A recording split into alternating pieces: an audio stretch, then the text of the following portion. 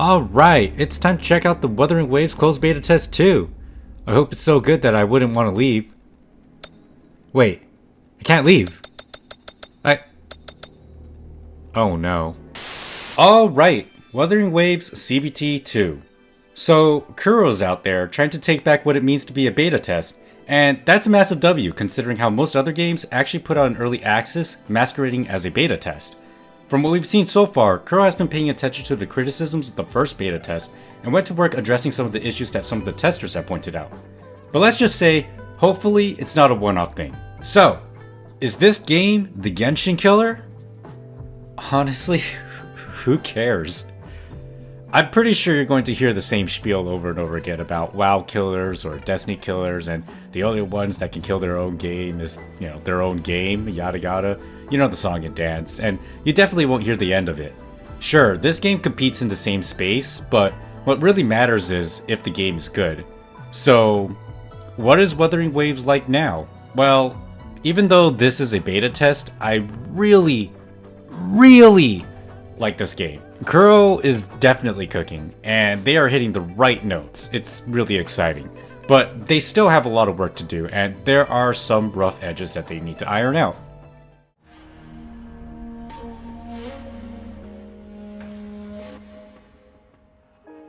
So, it's pretty interesting to know about what happened with the development of the story. From the first CBT, the story was received very poorly. So, Kuro decided to scrap 90% of the story and went to work changing it and pretty much everything surrounding it. Like, that included voice lines and cutscenes. This is an insane risk that would most likely cost more development time, but at the same time, it's definitely a sign of goodwill towards the players, as they were clearly listening to feedback. However, it doesn't mean that the new story will be good. So with that in mind, is the story good? I think it's fine, but I feel like I need to explain a few things. For the first half of the prologue, it's best to describe the story as serviceable. It pretty much gives you the rundown with surface level information over what the world is, what's the monsters you're fighting, and what's generally going on. Then when you enter the first city in your adventure, the story kind of expands with a bunch of setups. Now, in my last video on PGR, I did mention that the story actually takes a long time setting up a lot of elements, only to have the story start to become interesting in much later chapters, along with some of the payoffs. For Wuthering Waves, it's not necessarily an issue, well, sort of. First, they establish the mystery, which is what the overarching story is going to revolve around, and then there's the immediate setup. And the immediate setup does somewhat take a while because it's essentially a side quest that leads into something bigger. But they eventually do amp up the intrigue, which gives the story a little bit more momentum, leading into an epic payoff right after that adds a piece to the overarching mystery, which, to be honest, feels a little bit more faster than what I recall experiencing in PGR. Though in PGR's case, its medium to tell its story is through a visual novel, which is extremely restrictive. So they have to take as long as it did to set up a lot of its world building elements and set its rules, but even then, it's still a lot. Now, Wuthering Waves does suffer a bit from a lot of exposition, but maybe that's just a me problem? In truth, I think I had an unfair mindset because when I first started the game, the only thing that was occupying my mind was, let me explore, let me fight something, I'm ready! So when I got to the more Tepi section, where there was a lot of exposition and world building, for a second, I felt as if I was being held hostage by the story because it did feel like ages. But you know what? Hey, I guess the real boss fight is being assaulted by a wall of text, am I right? There was a point actually where I started trying to look for the skip button, which at the time I didn't know where it would be and only happened upon it much later. Which leads me to my next topic. Take a look at this. Can you find where the skip button is? No? That's because it's technically hidden. If you hold the left mouse button down or kind of hover over to the left corner of the screen and click and hold in that area, you'll find that the skip button would appear, well, eventually.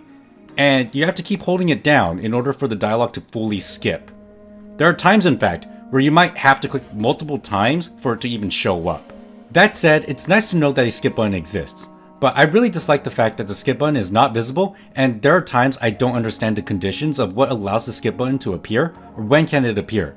For main story instances that are fully voice acted, it seems that I cannot get the skip button to show up.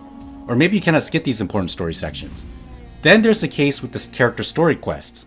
There are times when the skip button will manifest, and other times it just won't show up. The most consistent time I was able to get the skip button to show up were for world quests, which is a big plus to the experience, when all you care about is leveling up your world level and just getting by. There's also the problem of how you initiate the skip. Technically, I don't mind holding down the left click button, but when that's what it takes to even summon a skip button, I'd end up running into some problems. You see, there are times it registers the left click as a regular left click that moves the dialogue along, which throws me off, but then the button appears afterwards. Then there are times I spam click and my final click will be a hold, then it'll appear, which seems wasteful. In the end, the skip button just feels super inconsistent as to when I can use it or how I can get it to work. I just thought it'd be a weird thing to point out. That's not to say that the story is bad or it's worth skipping. I'm just saying that there's people out there that aren't here for the story, and that's where the skip button is important. Now, going back to the story, I have to say, after going past the prologue of the story, which was, again, passable for being serviceable, going deeper, I was really into it. They were exploring interesting and unique ideas that make up their world, but seriously, there's a lot of exposition. There's also something else. The villains. Kuro has done it again! They made the villains stand out with good writing and personality. Seriously, why did they always do this? Back in PGR, my favorite group is actually Luna's faction, which are all technically antagonists. They're all very compelling and filled with so much personality. Honestly, if they committed a massacre, I'd still be cheering for them because they're that good. Now that I mention it, wait a sec. That's just Roland. Wait, that's just Luna. Hang on. Does that mean that Roland is no longer Luna's #1 simp? I guess since the position is vacant, I'll just have to fill it. I'm calling dibs.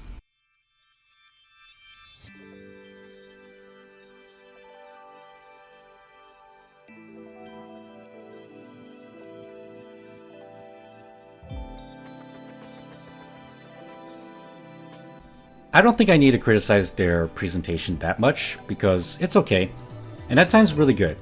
For the okay moments, it's really just characters talking to each other. There are some notable things like classic hand gestures that you find in Genshin Impact, but there are times where they take it a step further and animate other details in terms of movement that are much more expressive than the usual stock animation stances. Especially when it came to micro expressions of a character, like when there's a close-up shot on their face as they're talking, the micro expressions give it more of an organic feel. However, I did take issue with one moment in the introduction where the characters point their attention to a monster and it doesn't show them arriving or anything. They just pop in the moment you take back control of your character. Pretty minor issue, but it's something that took me out of the immersion almost immediately as it looked a little silly. And it's worth noting since the Crownless fight had a seamless transition. I'd also be remiss if I didn't address the fade to black screen with text explaining everything that just happened. Honestly, I don't think that's going to change, but I just want to say I don't like it, that's all. I also want to talk about the camera angles and moving your camera during a basic dialogue scene. It seems like you can't move it sometimes, and there are times where you can. Is it a big deal? Not really, it's just a small thing I noticed, though there are some angles that feel a little off, and it kind of bothers me. Maybe it's just a me thing. Though I will say, whoever is the cameraman for the cutscenes knows what's up. I mean, look at these camera angles. Yeah, Crow knows what we want. Then there's the cinematic cutscenes. They are amazing. In fact, there are times where it can be absolutely jaw-dropping. Crow's always seem to take the approach of adapting the rule of cool, and it seems like they aren't hitting the brakes anytime soon. Going back to the story, check this out.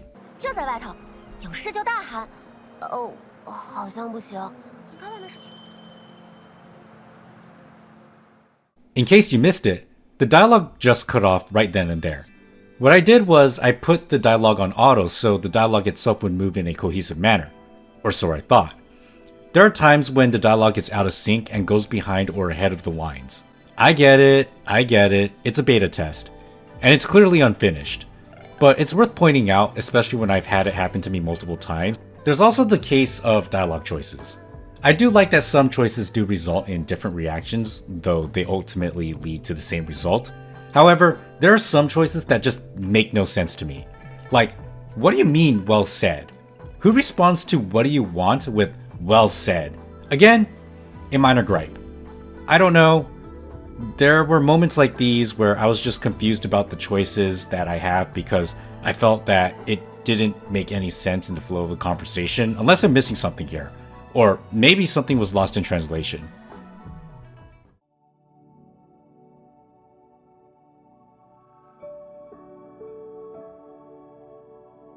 It's great that they changed a lot of the character models from concept and the original beta, as they were not good. And now, I'm pretty into it, especially the MC. I mean, look at those thighs. I mean, look at that. But there are times I feel like these characters are missing something, but I can't point out what it could be. So let me tell you about a little speculation that I have. If you look at some of the PGR characters, especially the ones that come out in later patches, there might be something worth noting. This is probably a hot take, but most of the characters almost have this near monochromatic feel to them, almost as if they are a blank canvas. Well, you see, these characters will end up having skins that are very expressive. It's just speculation on my part, but if Kuro starts designing nutty skins for these characters, you know what? Gotta respect the hustle.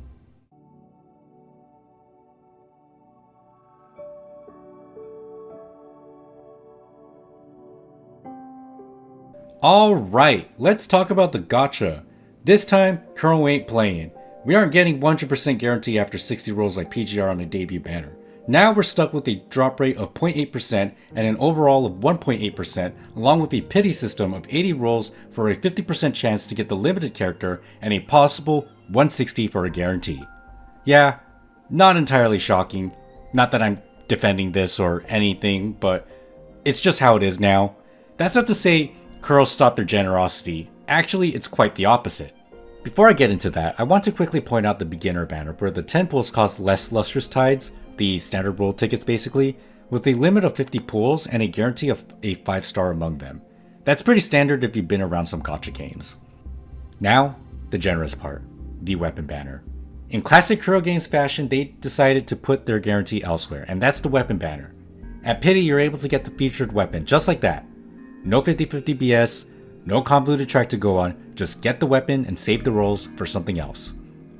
Then when we look at the standard banners, we find that both the standard character banner and the standard weapon banners are separate. You will not get a 5-star weapon from the standard character banner, and vice versa. Actually, when you look at the weapon banner, you can target focus which weapon you want when you roll in that banner. And no, it's not a chance at getting that target weapon, it's a guarantee that you'll absolutely get that weapon when you hit Pity. Would I like Kuro to do what they did in PGR? Yeah, I hate 50-50s. But overall, this gacha system isn't too terrible, especially what they did with the weapon banners. So please don't change the weapon banners, Kuro. Finally, one really cool thing I want to touch upon is when you roll in the gacha. You see, when you either get a 4-star or a 5-star, there's this really cool cinematic animation. I just want to say that's awesome, and I can't wait to see more of that for like newer characters.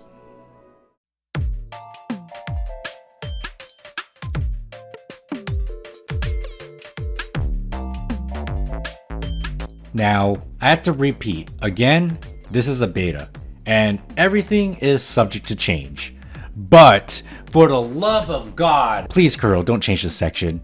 Actually, if you want to change this, maybe give us more? Okay, that aside, yes, Kuro's generosity is on display once again through their free stuff offerings. Let's start from the top. So, this is pretty much a summary overview on what we're getting for free as we play the game. Starting from the gifts of Thawing Frost, as you can see, we can get some standard pulls and some limited banner pulls, but what's important to point out is that on the 5th day, we can get a free Sanhua just by logging in. Now, if we look at the Rumbling Hollows tab, you will find that all we need to do is complete the Stable Zone and Experiment Zone in the Tower of Adversity, which is this game's Spiral Abyss, just to get a free Yonwu. These are easy ways to score 2 free units out of the blue. That's already on top of the fact that throughout the story you'll be able to get 3 other characters from the beginning. Then there's Union level rewards. In Wuthering Waves, Union level is just your adventure level. What's worth pointing out is that once when you get to Union level 45, you'll be able to get a 5-star weapon selector. Look, as much as this is a beta, it should give you a good glimpse at what Kuro's generosity will be like.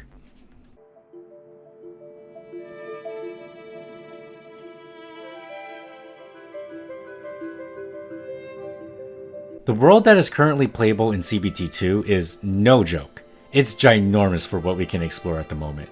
The world is very vibrant and gorgeous, but at the same time possesses some of the mute and darker colors reminiscent of the post-apocalyptic setting that Crow Games is known for. What's interesting is that there isn't much of a sudden change in scenery when moving from region to region.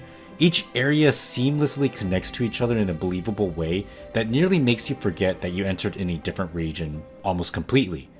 Then there's the clash of science and the fantastical. Initially I thought it wouldn't work, but oddly enough, I think it works. I think.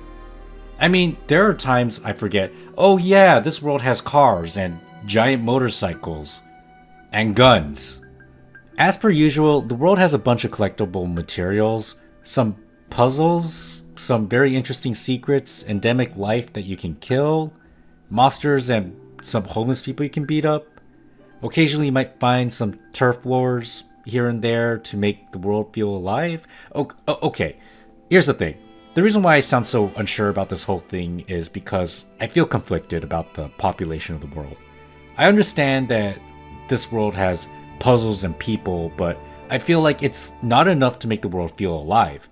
At times I get the feeling that the world is a bit empty when I'm just walking somewhere, and I just get the feeling of desolation. Maybe Kuro's holding back, but I would like them to kind of populate the world a bit more. Also, about the puzzles, I really dislike how the put the block on the pressure pads puzzle makes you pick up the block and it hangs on your side. It really feels awkward when you're trying to put it on a pressure pad. As this is an open world game that wants you to run around and explore, Kuro has done a fantastic job in enabling you to do just that. Sure, you got your classic movement and climbing and glider, but what Kuro has decided to give you is wall running. Yeah, instead of waiting a billion years to climb a rock, you just sprint up a rock. There's some parkour, mantling, and vaulting to make movement even smoother. In addition to vaulting, for top angled ledges, you can also do a flip to combat some of the obstruction. On top of that, sprint doesn't consume stamina outside of combat. Yeah, that's amazing. Then you got a wire bug. Yeah, I know it's called a grapple, but it's essentially the same thing, but it helps you in vertical movement scenarios. Then there's the high jump and double jump. Now, I don't know about you all, but jumping is pretty clunky to me. I understand it's a high jump, but it feels too sharp, unnatural, and too vertical. But honestly, it's hardly a criticism at all, as it does work well with the overall gameplay in terms of movement. So, I want to just conclude this section by just talking about the two types of world quests. The first type of world quests are just the world quests that you know and love, and by love I mean love the skip button that exists. The other type of world quests are called expedition quests. I recommend you do them because Kuro's creativity is on full display in those quests. Variations on gameplay with new tools, changes to the world, and, well, I mean, look at the screen. I mean, one expedition quest led up to an entire aerial combat sequence, and another led up to an entire motorcycle sequence. Seriously, it was super unexpected.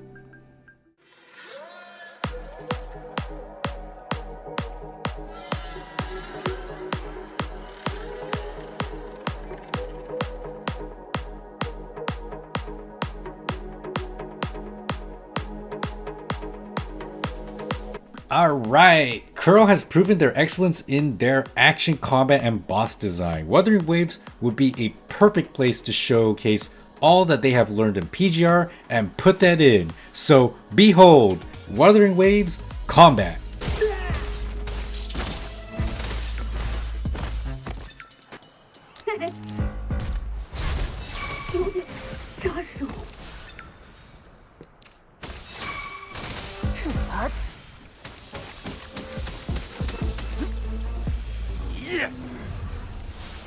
Okay, I was just kidding. The combat is much more than that.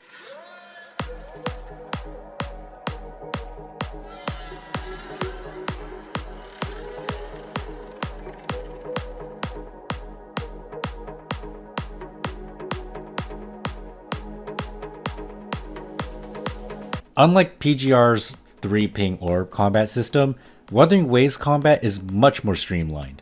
You have your basic attack, heavy attack, resonance skill, and resonance liberation, which is essentially your ult. There's also plunging attacks, extreme evasion, basically this game's version of matrix dodge that doesn't slow down time, and parries, or what this game calls counterattacks. Now, the nuance of the combat system is in the additional unique abilities placed within the character's basic attacks, forte circuits, and intro and outro skills. For intro and outro skills, they utilize what's called a concerto energy gauge, which is located on the side of your health gauge, represented by the character's element icon. This gauge is built up over the course of attacking an enemy, whether it be through basic attacks, heavy attacks, skill damage, or extreme dodging. Once this gauge is full, a chime will sound, and it will enable you to utilize your character's intro or outro skills. Intro and outro skills are essentially specific skills that a character will use before they leave the field or when they enter the field. This makes the fight feel dynamic when switching and somewhat smooth when you're doing your rotations. You may also notice that this can also temporarily slow down time. Now, let's talk about forte circuits. This is somewhat similar to core passes in PGR. It's what brings out the uniqueness of a character's playstyle and maximizes the potential of their kit. You may notice that there's a gauge right above the character's health bar. This gauge is called something different for every character, but know that the forte circuits consume either a portion or all of the gauge to initiate an ability that the character would be able to use. Take the MC Rover for instance. The character's forte circuit would allow them to consume their gauge, which then changes their resonance skill from a forward slash attack into a spinning sword attack. Or Jianshin, whereby holding a heavy attack would slowly consume her gauge, which would yield her effects depending on how much of the gauge she consumes in 3 tiers. Finally, there's the unique abilities added onto the basic attack of some characters. These can change how the character can fundamentally pump out damage if you follow certain criterion that they set out for you while in combat. A good example is for the MC Rover. If you do 3 basic attacks, a light will spark behind the character. That light indicates that if you time your 4th attack around the same time the light goes off, you will do a different attack called a heavy attack resonance. Same goes for if you do a heavy attack. When you use a heavy attack, a light will pop out, and if you time your next basic attack, you'll do a heavy attack resonance. Then after you do a heavy attack resonance, your next attack will be doing what's called an aftertune. Overall, there's so much baked into these kits. But that's not all.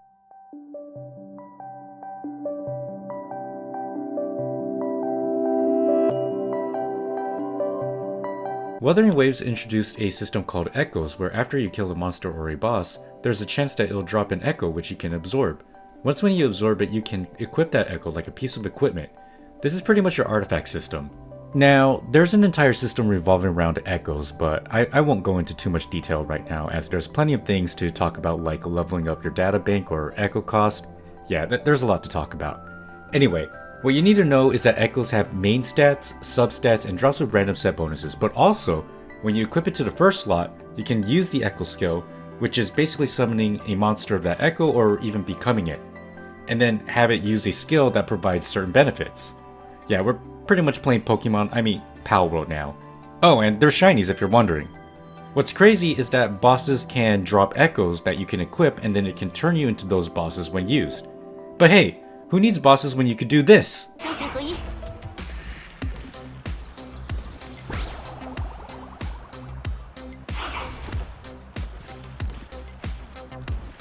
Yeah, it's over, Pal World.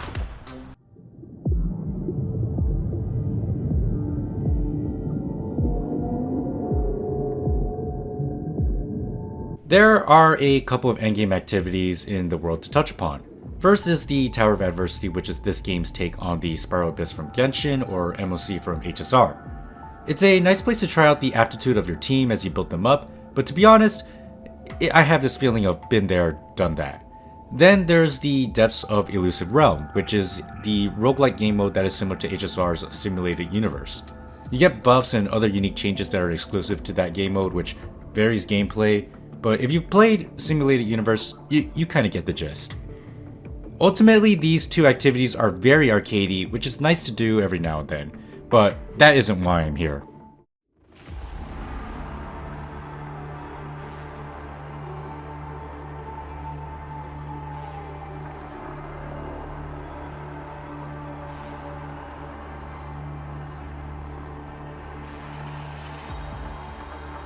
So, littered around the entire world are world bosses that are very unique, and can be farmed for their echoes. However, these bosses are super easy. It doesn't take that much effort to make them vanish, which is great for farming. However, these world bosses aren't just there for farming, it seems. They're there to make you acquainted to their baseline form in order to prepare you for what's to come. Once when you hit Union level 27, you will unlock an activity called Tactical Holograms. These holograms are littered throughout the world, and they are basically the world bosses, but this time, it's a real boss fight. You can challenge these boss fights under level, but even at level, they will make sure you know your place. They have additional movement mechanics and will test your skill in dodging and parrying. On top of that, there's a timer, so you can't go around dodging all day getting small hits in. You need to be aggressive while being mindful of their attacks. For higher level difficulty fights, they will have more mechanics added on top of their current movesets. But when you get to the last two difficulties, you'll have to face them at their peak while being under special conditions like debuffs. This activity pretty much asks near perfection out of you, and I'm here for it. This is what we want from Wuthering Waves, an activity that should tell you to get good or get out. Like, let me tell you, I spent a few hours on one boss fight trying to learn the movesets and damage windows, even trying to find out how I can maximize my damage by weaving all the combat mechanics I talked about earlier together. There's also the case with echoes probably needing to be good enough to deal an acceptable amount of damage to ensure that I'm able to secure the kill in a faster time. You see, in other games, it feels like the longer the fight goes on, the more time you're wasting. But for games like this, the longer the fight goes on, the higher your chances of dying will be. Overall, these boss fights are no walk in the park. You need to practice parrying, memorizing movesets, and maximizing your kit's capabilities. Now, there is an issue that I take with these holograms, and that's the give up button. The issue is, when you mess up your run and you press the give up button, it doesn't give you back the health that you started out with. Instead, you stay in the same state as you did when you pressed the button. It'd be better if we got a restart button because, as it stands, it's better to just wipe everyone on your team than press the give up button. There's also the case of replayability of the activity. Now, there is a time record, so you can try to go for the fastest time, but I wonder if it'd be okay to have rewards reset every week or month, so people who aren't going for the fastest time are just there to come back for the rewards. Just a small thought. That said, we need to talk about the music, because, oh man, the boss fight music goes so hard. Now, we know that Vanguard Sound Studio, the producers for PGR's Bangers, already made an OST for Wuthering Waves. You should check it out, by the way. I'm not sure, but if Vanguard is doing the music for these boss fights, man, they just never miss. I mean, check this out.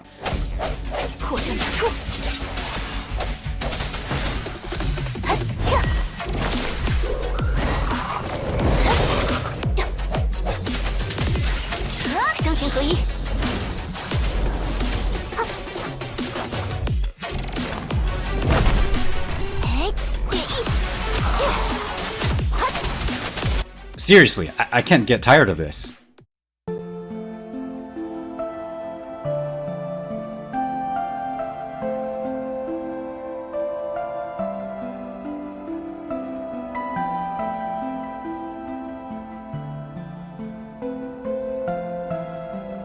Alright, time to get into the nitty-gritty. There are some issues that I feel I need to address in a separate section. I mentioned earlier that the world felt somewhat empty, but there's also the case that the world feels a little bit lonely as well. You see, I went around and found out that there's none of the main Resonator characters that you can interact with in the world. Much like Genshin, after you're done with the quest related to the character, then poof, they just evaporate from the world.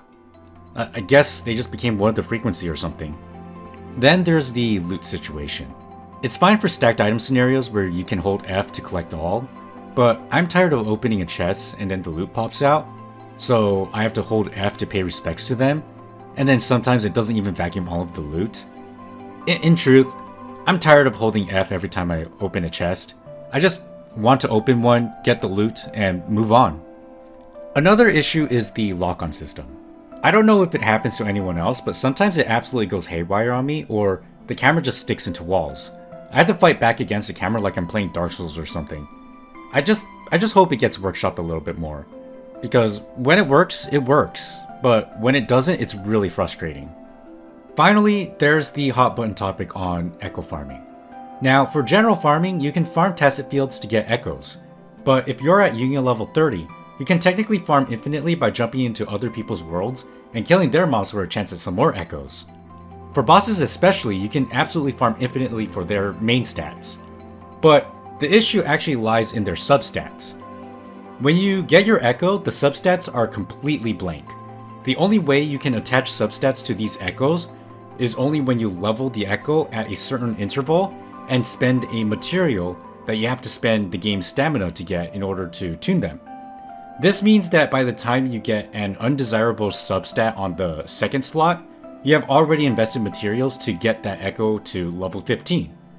Sure, you can throw that into some other echo to level it up, but just know you pretty much wasted a bunch of materials to get up to that point. On top of that, there's also the fact that these substats are hard RNG driven. And it's not RNG in a way where you're looking for a substat type. It's RNG on top of RNG, as you can get a substat with attack, but it could be attack with a low percentage or a high percentage. Like, I got a basic substat bonus of 4.4% on one echo, but another echo had a basic attack substat bonus of 7.6%.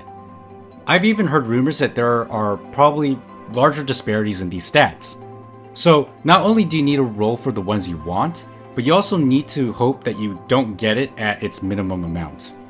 Now, an argument can be made for it, but it's mostly speculation. But what's strange is that Kuro allows you to have this kind of control over when you can apply the substat, albeit in a strange manner.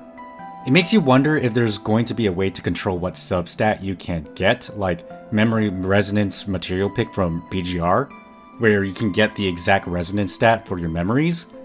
But again, it's speculation. There's no way to know if they'll implement that, but it'd be nice if they did.